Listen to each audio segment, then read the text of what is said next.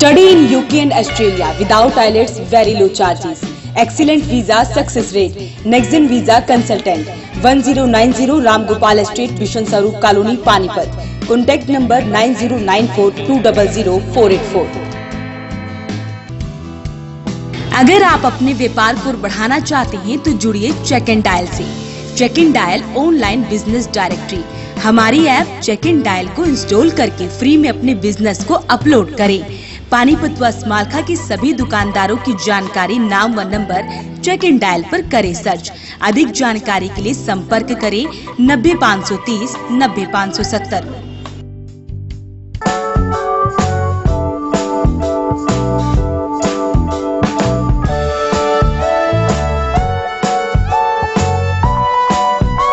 Subscribe to my channel Voice of Panipat and also press this bell icons. Never miss any new updates.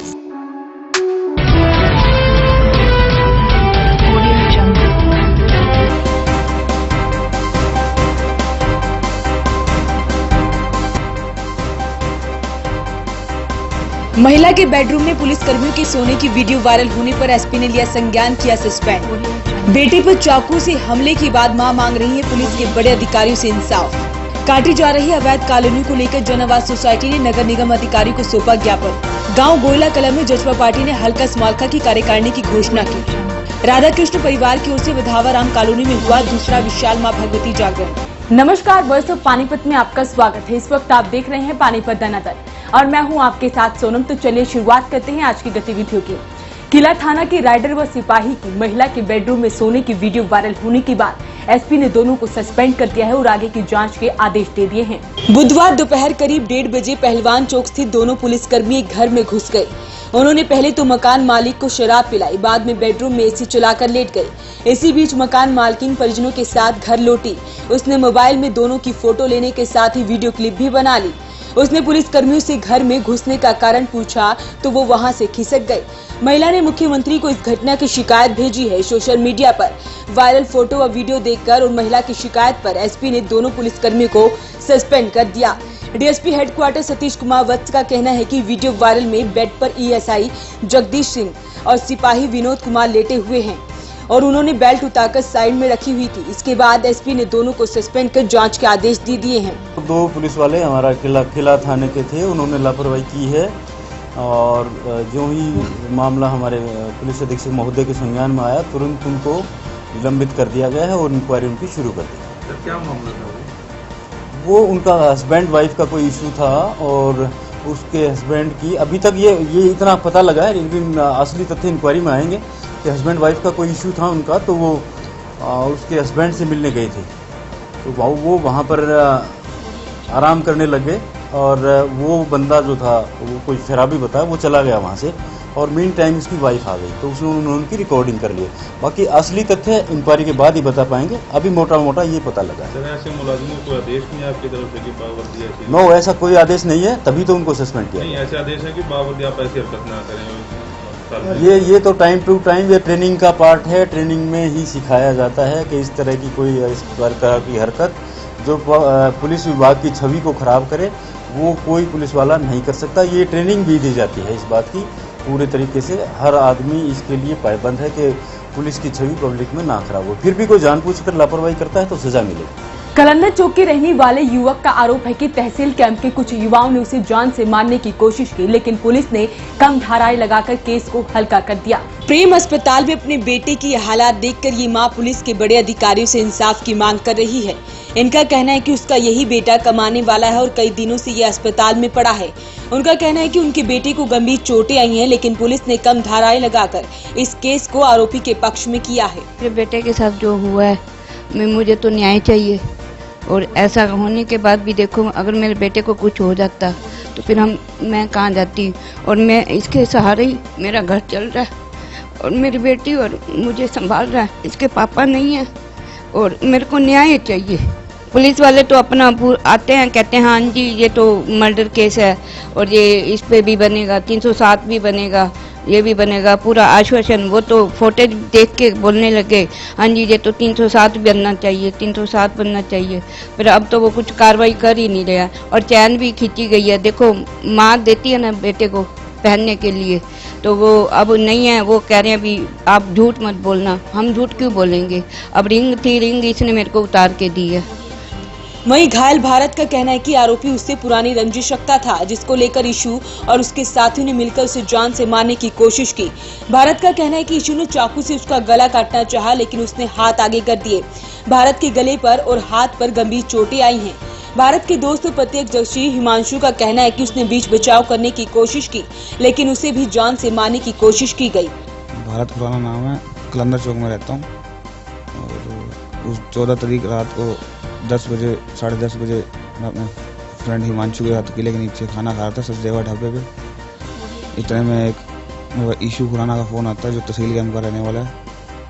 उससे कुछ पुरानी रंजिश में से रखता था वो, और वो मुझे मिलने के लिए 13-17 बुला रहा था। मैंने 13-17 जाने से मना कर दिया, तो बोला चल मैं तेरे हुड्डा में आ रहा हूँ। हुड्डा में आके अगर मेरे से मिलते से कहा मैं। उसके बावजूद मैंने कहा चल ठीक है।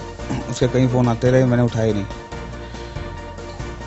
11:05 पे मैंने उसका फ़ोन उठाया रात को। इतने मेरे फ्रेंड हिमांशु वहाँ देखने गया कि कौन है, वो किस वजह से मिलने आए हैं मेरे से वो। तो उसने कहा कोई दिक्कत नहीं है, बात करने आए हैं शायद। साथ में उनके साथ मेरे फ्रेंड है, उसके पापा फादर साहब साथ थे। तो उस चक्कर में मैं मिलने चला गया, और जैसे ही वहाँ पहुँचा वो अपनी गाड़ी से उतरता छुरा लेके उतरा, और इतने में उसने मेरे पे 2-3 वार करके फरार हो गया। और जो तो 3 बंदे थे जो गाड़ी से उतरे थे, 3 बंदे थे गाड़ी में, मेरे को नहीं पता और कौन था। एक ईशू खुराना तहसील कैंप में रहता है, एक अमर खन्ना प्रेम मंदिर वाली गली में रहता है, और एक योगेश मैदान लाल एजेंसी अंचल में रहता है। अभी तक पुलिस ने कोई इसमें कार्रवाई नहीं की। मेरे कल पुलिस बयान ले गई है और हमें आश्वासन देगी है कि सख्त से सख्त कार्रवाई होगी, लेकिन अभी तक ऐसा कुछ नहीं हुआ। और हमें डिले पे डिले करते जा रहे हैं कि आप ये मतलब आप आएंगे तब होगा काम, ऐसे होगा वैसे होगा। अभी तक उनके हिसाब से हम असंतुष्ट हैं उनकी कार्रवाई से। मैं और मेरा दोस्त खाना खाने के लिए सचदेवा ढाबे पे गए हुए थे, तो इतने में इसके बाद बार बार फ़ोन आ रहे थे। तो मैंने उससे पूछा किसके हैं, तो इसने ऐसे बताया मेरा एक दोस्त है, मेरे से ऐसे दोस्त के चक्कर में रंजिश खाए हुए एक बंदा है। तो मैंने उसको कहा तू उठा फ़ोन, ये फ़ोन नहीं उठा रहा था। इसने फ़ोन उठाए, फिर वो इससे बहस करने लग गया, मेरे से यहाँ मिल ले वहाँ मिल ले। इसने कहा मैं नहीं आता, मैं अपने घर कलंदर चौक रहता हूँ, तो कलंदर चौक आ जा। तो उसने कहा मैं वहाँ नहीं आता, तो 13-17 आ जा। इसने 13-17 के लिए मना कर दिया। फिर इसने बार बार फ़ोन करे, मैं सेक्टर 12 आ रहा हूँ, वहाँ आ जा। तो हमने इतने खाना खाना स्टार्ट ही किया था, फिर इसके फ़ोन बजते रहे। मैंने कहा तू बजने दे, क्यों हम जाएँ इतनी रात को, 10 बजे हुई थी, 10 साढ़े 10। उतने में फिर बार बार फ़ोन करके बुलाने लग गया। चलो मैंने इसको कहा तू वेट कर, मैं जाकर देखता हूँ कौन आया हुआ है, क्या क्या चाहते हैं वो। हम गए, हम दूर खड़े थे, तो इतने मुझे दिखा नहीं। फिर इसके बाद फ़ोन आया कि बीच में खड़े हैं, बिल्कुल हमारे को नहीं पता था वो गाड़ी के अंदर खड़े हैं। बिल्कुल बैंक ऑफ बड़ौदा के आगे बिल्कुल गाड़ी खड़ी थी बलेनो, उसमें वो बैठे थे। तो इतने वो बाहर भी निकले। इतने में इसका दोबारा फ़ोन आया, ये वो बलेनो में खड़े हैं। मैं कहा आ जाओ, कोई बात नहीं, बात ही करने आए होंगे, तेरे जानकार तो होते। जानकार बंदा भी साथ था। इतने में बात करने के लिए हम पीछे खड़े थे। ये आया बाइक पे, इसने बाइक खड़ी करी है, ये उसकी तरफ चला है, उसने इसको धक्का मारा। इन्हें कहा हाँ बता क्या है। उसने इतने में वार किया और वो भाग गया। मैं इसको बचाने के लिए आगे जाने लगा, उसमें से एक बंदे ने बोतल तोड़ी है और मेरे पीछे भागने लग गया। बोतल तोड़ मैंने अपनी जान बचाने के लिए मैं भागा हूँ। इतने में वो वार करके गाड़ी एक बंदे ने स्टार्ट करी हुई थी, लेके इतने में भाग गए। पुलिस वाले आते हैं, अब पहले तो बयान इतने दिनों बाद हुए थे, ये होश में नहीं था, कॉन्शियस नहीं था। तो अब बयान लेके कहते हैं हम कार्रवाई करेंगे, इसको हम 307 की तरफ ले जाएंगे, यहाँ ले जाएंगे। अब लड़का अरेस्ट भी हो गया है, फिर भी 324 में तो सर देखो कि हर किसी को पता ही होता है, 324 में तो साथ के साथ जमानत भी हो जाती है। वो तो कहने की बात है, हम नहीं करेंगे जमानत, उसका वकील भी तो अपना ओपिनियन रखेगा। वही बात है, जब तक धारा नहीं लगेगी तो वो कैसे अंदर जाएंगे।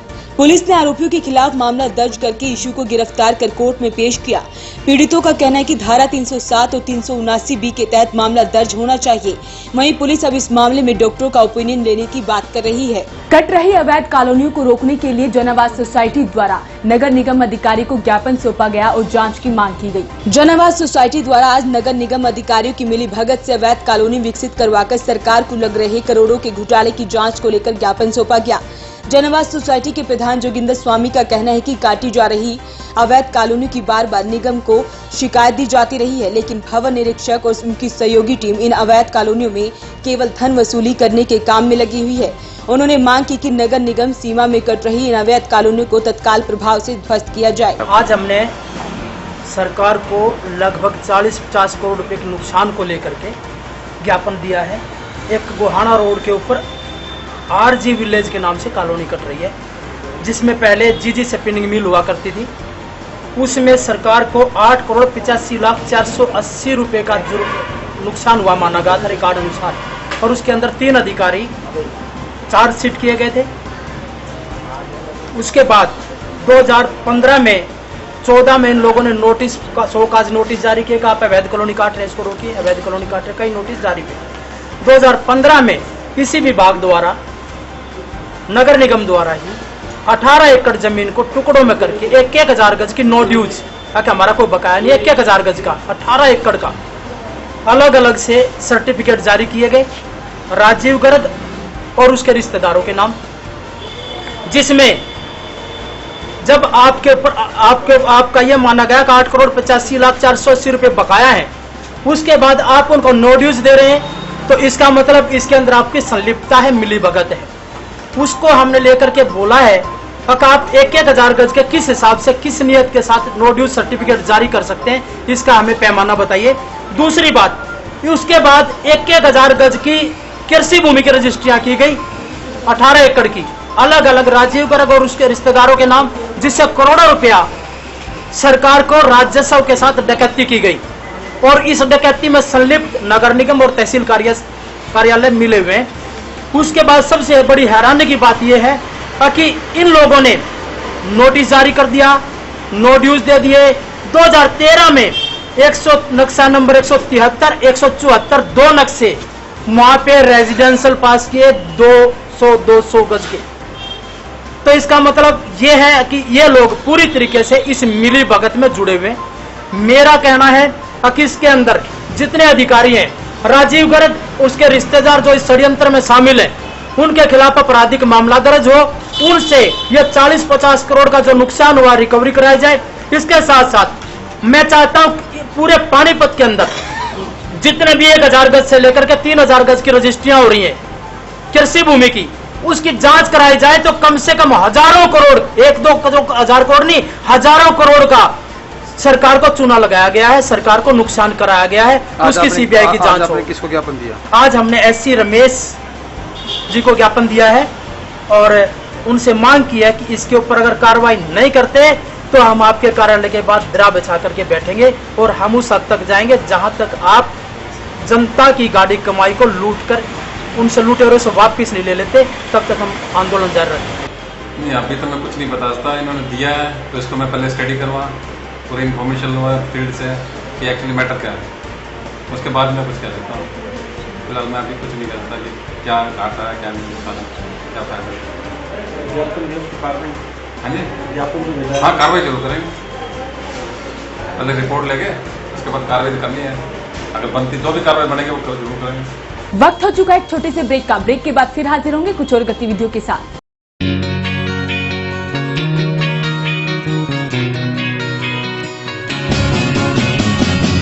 नया सा है आसमां का रंग, नया सा है जीने का ढंग, नई सी है हर एक दिशा, कदमों पे है अब जहां।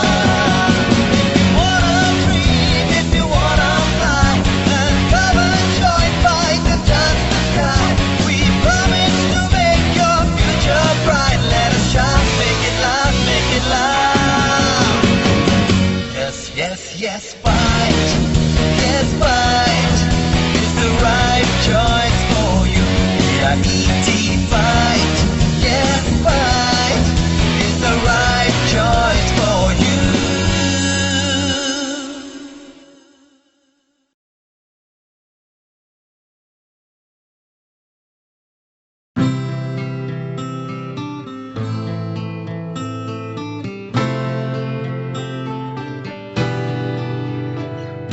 आँखों में सपने सजे हैं, उम्मीदें बनने लगी है। कदम बढ़ाकर मंजिल की ओर हम सब बढ़ने लगे हैं। GGR नई डगर सारी सोच नहीं है, तलाश अपनी खत्म यही है। और माँ है जितने भी सारे पूरे होने यही है।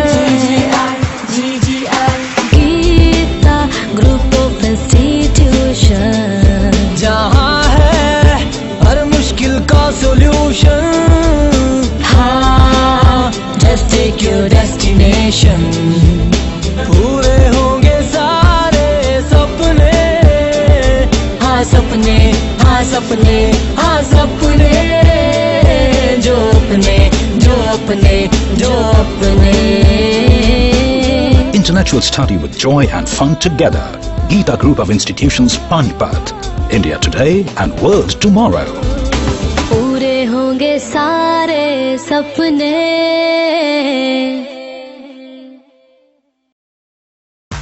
Balaji electronics near Indian bank GT road Panipat. ASM RO लगाओ, पीलिया टाइफाइड जैसी बीमारियों को दूर भगाओ। डेकिन AC पर free gift, 10% cashback, 0% finance exchange offer. हर प्रकार के मोबाइल फोन 0% फाइनेंस पर उपलब्ध। गांव गोरला कला में JJP पार्टी ने हल्का समालखा की कार्यकारिणी की घोषणा की। इस दौरान काफी लोग मौजूद रहे। गांव गोरला कला में JJP पार्टी ने हल्का समालखा की कार्यकारिणी की घोषणा राष्ट्रीय उपाध्यक्ष बहन फूलवती व हल्का अध्यक्ष बहमपाल रावल के रिश्ता में की, जिसमें हल्का समालखा के अध्यक्ष बहमपाल रावल, वरिष्ठ उपाध्यक्ष शिवपाल रावल, उप प्रधान नरेंद्र गोस्वामी छाजपुर के अलावा बाकी सदस्यों को सर्वसम्मति से पद दिए गए। इस दौरान सभी को फूल मालाओं व पार्टी का पटका पहनाकर स्वागत किया गया। इसके बाद पार्टी की राष्ट्रीय उपाध्यक्ष बहन फूलवती ने कार्यकर्ताओं को संबोधित करते हुए कहा कि आने वाले विधानसभा चुनाव के लिए सभी कमर कस ले और हर घर में पार्टी की नीतियों का प्रचार प्रसार करें। जो ये हमारी कार्यकारिणी है, इसका बनाना जरूरी होता है जी, और चुनाव से पहले, ताकि हर वर्कर सक्रिय हो जाए और अपने पद पर रह करके और अच्छे प्रकार से कार्य करें। कितने सदस्यों की कार्यकारिणी गठित की गई? 51। और पार्टी की ओर से और कोई निर्देश आए हो इसमें काम पार्टी किया जा के रहा ये निर्देश आए हैं कि आप गांव में जाओ, हर वर्कर से, हर घर में, हर आदमी से संपर्क करो, पार्टी की नीतियों को बताओ कि हमारी पार्टी जब सरकार में आएगी तो हम आपके लिए क्या कार्य करेंगे। तो प्रचार करने के लिए कल आए थे, परसों दोषियन जी, वो बोल के गए। और कार्यकर्ताओं को आप क्या संदेश देना चाहते हो इसके लिए तैयारी चुनाव को लेकर? चुनाव में जो हमारी पार्टी की जो नीतियां हैं कि युवाओं को रोजगार और महिलाओं को सुरक्षा और पेंशन और किसान और गरीबों का कर्जा माफ जी। वैसे पानीपत के लिए सनोली से उमेश त्यागी की रिपोर्ट। राधा कृष्ण परिवार की ओर से वधावा राम कॉलोनी में दूसरे विशाल मां भगवती जागरण का आयोजन किया गया। इस जागरण में पूरी कॉलोनी उपस्थित रही।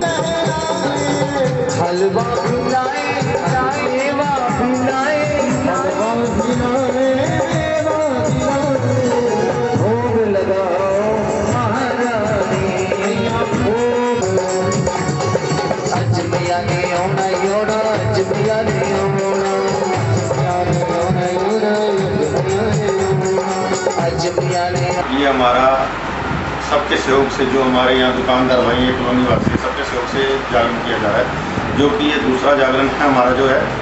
तो इसमें हम सब जो कॉलोनी वासी बहुत ही श्रद्धा से बढ़ चढ़ के इसमें भाग लेते हैं। कॉलोनी वासी या दुकानदार हैं जो भी, तो हम वैसे भी कई ओकेजन पे काम करते रहते हैं, मिलजुल के काम करते हैं, या किसी को सहायता की जरूरत है हम मिलजुल के दुकानदार सहायता भी करते हैं उन लोगों को।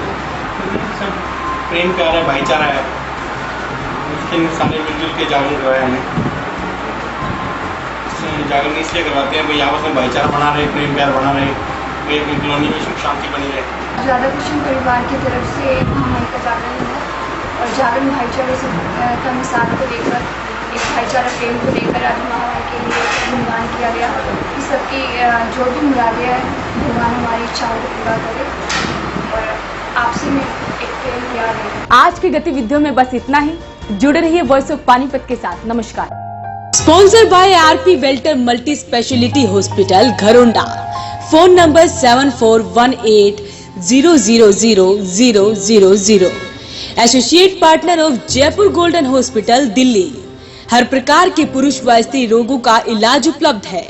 20 साल की एम्स रिटायर तजुर्बेकार डॉक्टरों की टीम द्वारा आंखों, दांत, सर्जरी, डिलीवरी, फिजियोथेरेपी व मोतियों का सफल इलाज। Complete body checkup only on 900 rupees. 101 रुपए डाउन पेमेंट पर होंडा का कोई भी स्कूटर आरसी प्लस 5 साल का बीमा प्लस 5 साल की वारंटी के साथ ले जाएं। 3,999 डाउन पेमेंट पर होंडा की कोई भी मोटरसाइकिल आरसी प्लस 5 साल का बीमा प्लस 5 साल की वारंटी के साथ ले जाएं। आसान एक्सचेंज एवं फाइनेंस सुविधा। LK Honda, Gohana road Panipat, Assandh road Panipat, GT road स्मलखा।